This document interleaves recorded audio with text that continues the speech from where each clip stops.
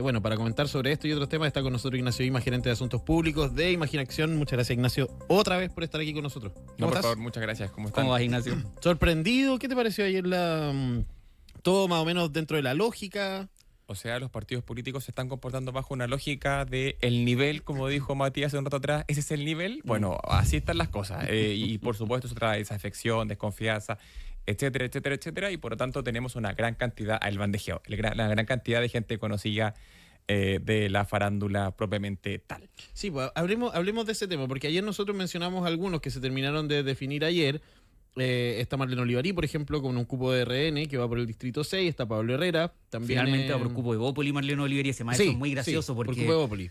Ella fue candidata por cupo de la UDI en Viña del Mar. Ahora iba a ir originalmente por cupo de RN y termina yendo por cupo de Bópoli. Claro, está Pablo Herrera que va por el distrito 14, Patricio Laguna por Demócratas en el distrito 15, Gonzalo Egas en el distrito 8, Juan Pablo Sáez, Carola Julio por el cupo de Bópoli, etcétera. Fue yo al día por cupo del C, distrito 8. Sí, por independiente que por el cupo de C. Está la doctora Carolina Herrera. ¿Te acuerdas de esta doctora que se hizo como muy conocida en la pandemia, no? Muy de matinales.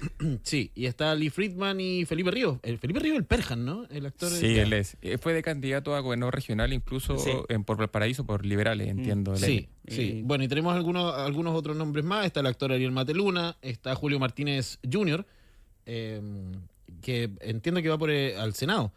Así que hay harto paño que cortar. ¿Cómo ha sido en términos generales, Ignacio, el desempeño electoral de los rostros televisivos antes? ¿Se les va bien? ¿Les sirve ser conocido o no tanto? O sea, yo puedo citar varios. Desde el año 2000 en adelante comenzamos a ver una proliferación de figuras de televisión y del deporte en las elecciones a distinto nivel, desde concejales hasta parlamentarias. Y en esa línea, bueno, ahí que duda cabe, los partidos políticos han cedido cada vez más espacios a estas personas debido a que obviamente ellos tienen altos niveles de desafección con la ciudadanía, hay niveles de desconfianza y al parecer ellos ven, primero, en esta lógica de videopolítica, donde los famosos empiezan a tener confianzas en las personas más que los militantes de partidos políticos o los políticos profesionales. Entonces, básicamente, invitan a estas personas a participar o concurrir en elecciones. Ellos tienen buenas experiencias en su mayoría, debido a que, claro, esto no es una proliferación como a borbotones, ¿cierto? Pero los casos que uno ha podido ver son de éxito. Y después muchas veces estas personas tienden a dejar la televisión o el deporte e insertarse directamente en la política. Sí, generalmente el rostro conocido ayuda y uno desde ese punto entiende la tentación constante por abrirle la puerta a independientes que vengan de la televisión o al deporte. Tenemos el caso de Sebastián Keitel, Eric Olivera también hoy en día en Demócratas Marisela Santibáñez, que lleva varios periodos ya como o tuiteado que está todavía en el Parlamento, el senador Luciano Cruzcoque, que fue ministro además. Fue ministro antes de estar en el Congreso, ¿no? Así es, fue ministro de las Culturas. Mató al Peyuco y aún así ha salido electo en más de una ocasión. Bueno, Florcita Motúa también. Florcita Motúa, Pamela Giles, Maite Orsini, la doctora Cordero, que va a la reelección además. Así es. Si analizamos ese paño, a ver, uno entiende porque salen electos. Parece que tenemos más gente de la tele que política en el Congreso. Pero si también analizamos... Pero igual los políticos son de la tele. O sea, sí, claro. Bueno, hay un cruce constante. El problema con estos rostros que vienen del mundo televisivo y no de la militancia es que también la cantidad de casos de parlamentarios que llegan con un partido al Congreso y rápidamente dejan de alinearse con ese partido, incluso empiezan a ir en contra de los lineamientos de ese partido, son varios, ¿no? Y la respuesta generalmente de todos los partidos que terminan llevando a estos personajes al Congreso, que después se hacen incontrolables e incluso polémicos, es desentenderse. ¿Qué hablar de Pamela Giles, que va originalmente parte del Frente Amplio? Y después como, bueno, no, chuta, ella habla por sí sola. La doctora Cordero, por cupo de Renovación Nacional, terminó desaforada incluso en algún momento, y Renovación Nacional es que ya la expulsamos de la bancada, así que tranqui. Y pasa eso, entonces es muy exitoso el caso, pero después no vemos que los partidos sigan contando con estos nombres. Es como para llegar y para la foto de terminamos sacando X cantidad de cupo, pero después estos nombres terminan yendo un poquito solos. Eso es cierto. Bueno, de por sí, en esta lógica, en el estado en el cual se encuentra la política a nivel general, ¿cierto? Los que uno puede denominar metarrelatos o grandes relatos, como por ejemplo el humanismo cristiano, el socialismo, etcétera, ¿cierto? El liberalismo, vienen a la baja o lisa y llanamente han desaparecido. Por lo tanto, hoy día no hay por qué no ver que, por ejemplo, Juan Carlos Valdivia vaya como independiente en cupo demócrata cristiano, pero habrá leído a Munier, a Maritain, Juan Claro. Carlos Valdivia, la probabilidad es bastante baja. A lo mejor sí. Bueno, a lo mejor sí, o tal vez le van a pasar un manual, Claro, sí, un handbook así rapidito, ¿cierto? Pero claramente hay una lógica donde la política se ha banalizado completamente, o hay en esta lógica videopolítica donde al final los partidos políticos entienden de que o se meten en esta dinámica o empiezan a decaer o a morirse. Entonces, claro, eso es cierto como dice Matías, tenemos elegibilidad, tenemos un porcentaje mínimo que tenemos que cumplir la ley, entonces tengamos esos check y por lo tanto seguimos llevando adelante y en 4 años vemos qué es lo que hacemos, ¿cierto? Pero eso que conlleva desafección, desconfianza, un desapego, pero al final del día pareciera que estamos metidos en dinámicas bastante nocivas.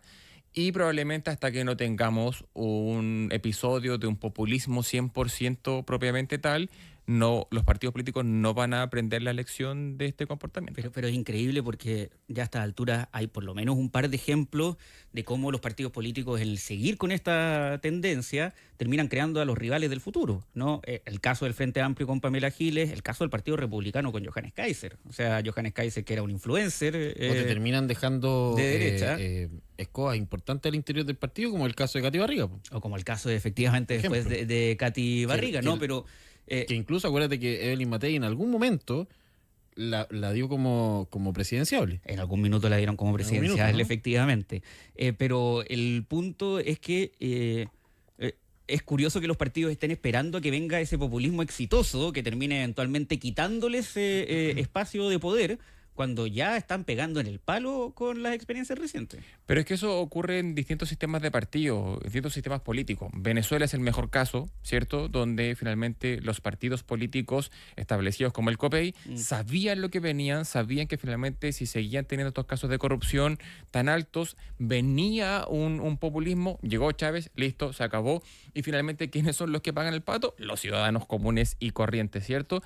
Lo mismo pasa con Milei. Milei finalmente es un populismo de derechas, ¿cierto?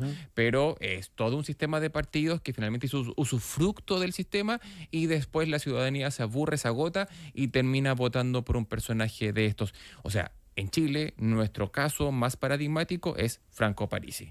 Franco Parisi, que hoy día no está muerto, ¿cierto?, en términos políticos, y perfectamente puede sacar una votación bastante decente debido a que tenemos un voto obligatorio y por lo tanto estas personas que se han marginado históricamente de votar, en esta vez están obligados a participar y se ven tentados por estas narrativas o relatos populistas como el del señor Franco Parisi.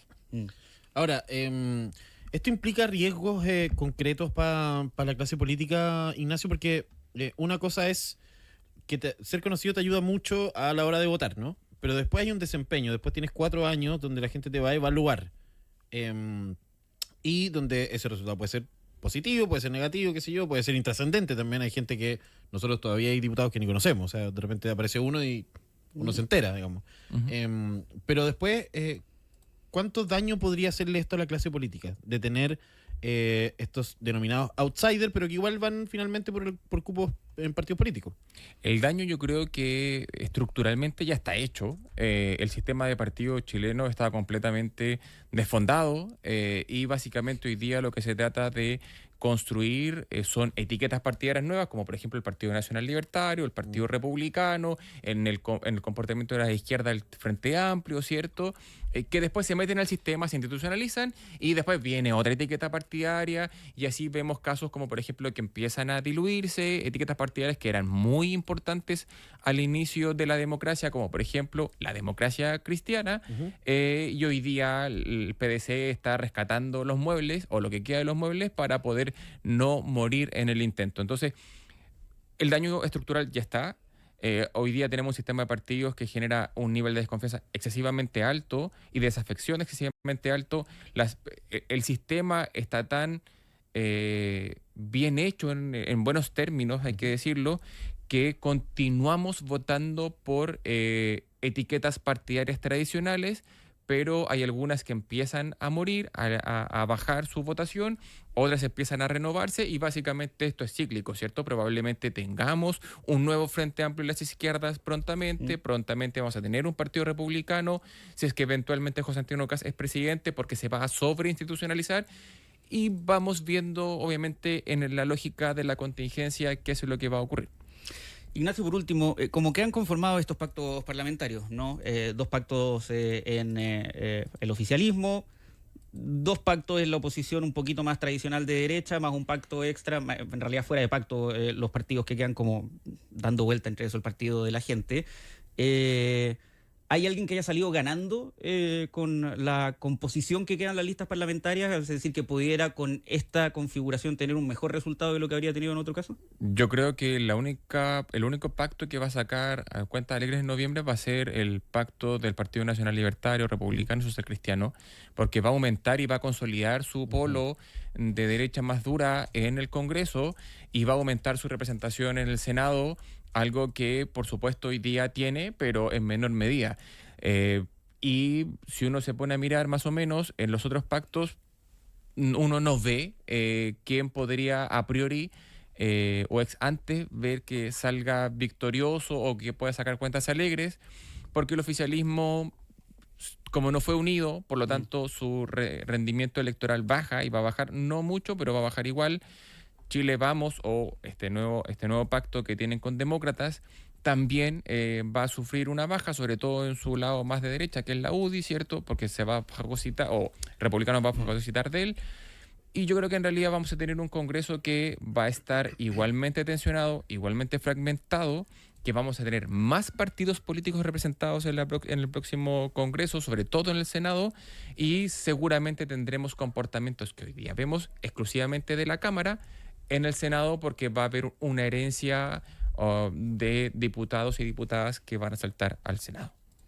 Bien, pues Ignacio Imaz, gerente de Asuntos Públicos de Imaginación, esta tarde con nosotros. Muchas gracias, Ignacio, por haber venido. Gracias a al ustedes, estudio. que estén muy bien. Gracias, Ignacio, nos vemos.